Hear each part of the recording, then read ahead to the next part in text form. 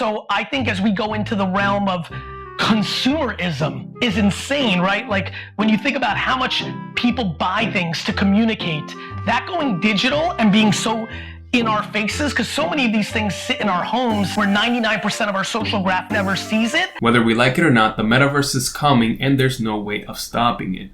People are increasingly living their lives online and Facebook wants to capitalize on this. In other words, they want to make money using you and your interactions online. And that's what we're going to be talking about today.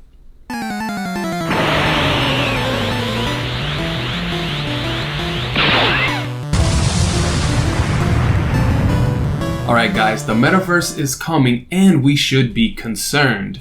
The metaverse is Facebook's play towards virtual reality. In short, they want to control and monetize the way that you interact online. And in reality, if we think about it, it's not that they want, it's more that they want to continue to control and monetize the way that you interact online. Because if you think about it, they've already and are doing this today.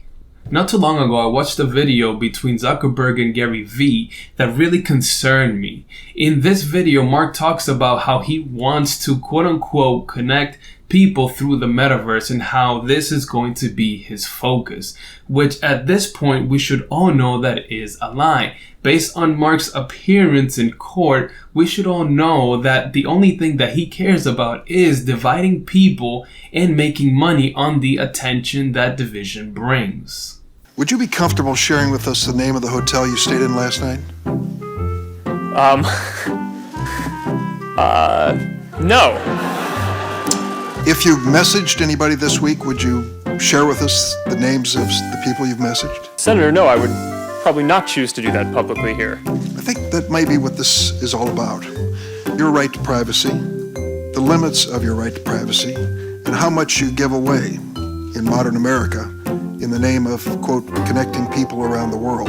Question basically of what information Facebook's collecting, who they're sending it to, and whether they ever asked me in advance my permission to do that. Is that a fair thing for a user of Facebook to expect? Yes, Senator. I think everyone should have control over how their information is used.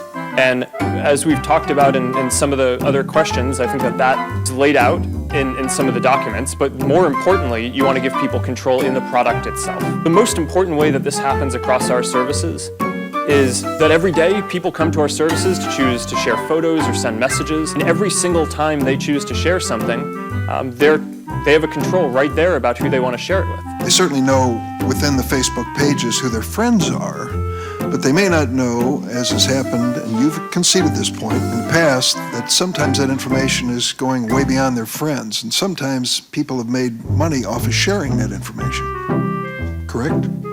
Senator, you're referring, I think, to our developer platform, and it may be useful for me to give some background on how we set that up, if that's useful. I have 3 minutes left, so maybe you can do that for the record, because I have a couple of the questions I'd like to ask.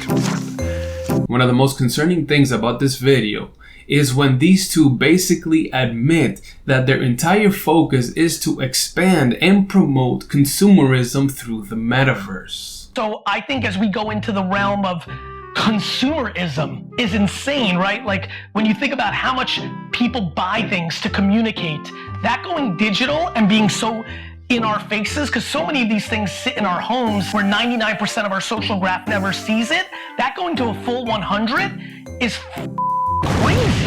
Yeah, but I think you're hitting on a number of important pieces here. I mean, first, a lot of people think about this as kind of commerce, and I think a lot of it is actually really expression, right, which is the core social dynamics. So the intersection between that expression and your identity and then the commerce around that, especially if we can get it to be interoperable so it's a more fluid market, I think is just going to be a really big deal. Much bigger than I think people sort of internalize today.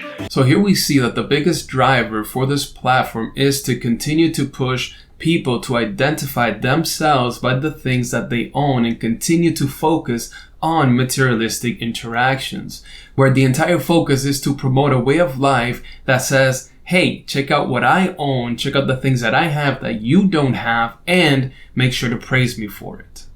As a Christian, this is very concerning, because I know that the love of things can take you away from your true purpose, which is to love God above all else and serve others. And to be honest, even if you're not a Christian, this way of thinking should really concern you.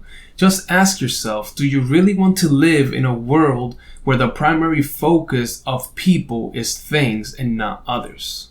I truly believe that the metaverse is not a good idea for humanity.